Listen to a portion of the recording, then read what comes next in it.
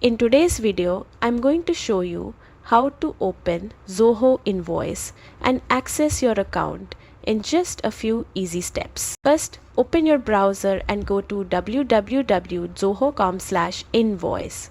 This is the home page for all your invoicing needs. Once it loads, click the Sign In button at the top right corner.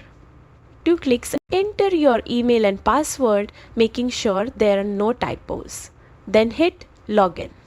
You'll now land on your dashboard, which gives a clear overview of your invoices, payments, and activity at a glance. On the left-hand sidebar, find the Invoices module and click it. Here, you can view all your invoices, create new ones, and manage your billing quickly and efficiently. Zoho's layout is intuitive, so navigating and handling your invoices becomes simple and organized. And that's it. With just a few clicks, you are ready to manage your invoices like a pro. Thanks for watching and happy invoicing.